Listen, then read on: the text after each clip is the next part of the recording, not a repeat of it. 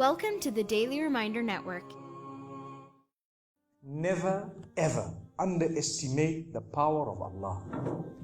You know, there was a sheikh who mentioned this in Saudi Arabia, and there was a doctor that visited him from Pakistan and told him a story that happened to him. So he says, what happened to me, he says, the doctor who's speaking is a top neurologist, one of the top doctors in Pakistan, or, you know, a very, very good doctor, very hard to meet. It's said that perhaps you would have to wait months on end before you can get an appointment to see him. So what happened is, he says, I was flying from one city to another, a very busy man, flying quite often within the country and perhaps even outside. And he says, suddenly the clouds built up.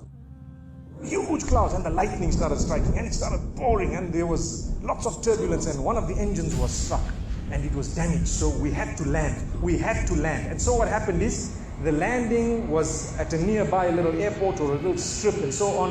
And when they landed there, it was a remote area. How are you going to repair this aircraft? A few people who were on it, it was a small plane, they were, quite surprised because they landed it in such a remote place. No one's there to repair it. They would have to wait, definitely. So the doctor asks the captain or the pilot that, you know what, how long are you going to be? He says, no, we're going to be quite long. Well, I need to get to that area. Look, he says, it's just a 3-hour drive by vehicle. So why don't you just go by road?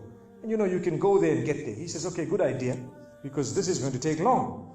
So he decides to go on one of the tri-shows, in Pakistan, one of the areas, wherever it was, and he jumped in. And as they started progressing, the clouds built again. And the lightning was striking, and the rain started pouring. And it was pouring so much that their vehicle could not move much more because of the mud and because of everything else. And so it was quite an open area with a bit of farmland. And after a while they realized, look, we're not getting anywhere. There's a little house here. Why don't we just go there? We can read our salah. Perhaps we can, see, have a bit of a meal or whatever else. And they decided to knock the door. Strange people, strange land, far off, out in the rurals. And so he knocks the door, and he's got his little bag and everything, and he walks in. An old lady happened to answer the door after a while, and they spoke to her saying, look, this is what has happened, and we're going from so-and-so to so-and-so, and we just want a place, we want to read salah and so on. And she said, no problem, you can come in. She had a little musalla, a little sajjada, and she had a little baby on the side, or not a baby, but a child.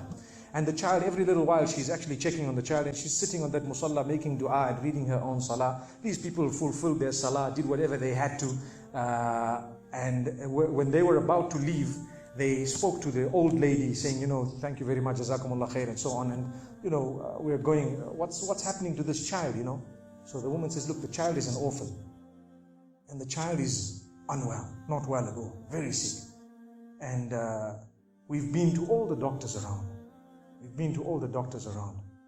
And subhanallah, I'm the grandmother of this child. The doctors have told us that there is only one specialist around who can help this child. And we tried to make an appointment, but they asked us to come 6 months later. And it's far away. I've been making dua to Allah ever since that day. Ya Allah, make it easy for us. Child is sick. Make it easy for us, Ya Allah. So the man says, what's the name of that specialist? So the granny says, it's Dr. Ishan. Immediately this doctor burst into tears. Straight away, he burst into tears. Why are you crying? Your dua has just been accepted. For your dua, the thunder came, the lightning came, the engine struck, we came down, we came on the road, the rain came again and stopped us and so on. And do you know what? The rain only stopped after the question was asked. Now it happened. And now the woman starts crying. SubhanAllah. And the doctor himself is telling the story, saying, that was me. It happened to me, he says. And he says, I learned that Allah's armies are beyond limits. Allah uses whatever He wants to get what He wants done.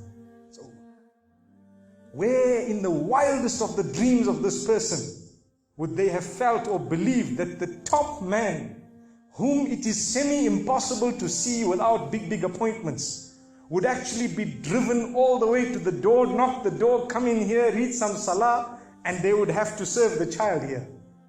Amazing.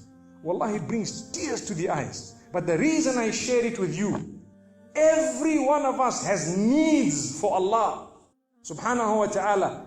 Just keep calling. Just have yaqeen.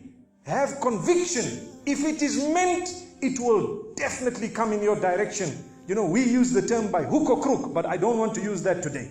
I want to tell you, by the mercy and power of Allah subhanahu wa ta'ala, it will happen, it will come to pass. May Allah subhanahu wa ta'ala bless us. May He open our doors. May He grant us all shifa.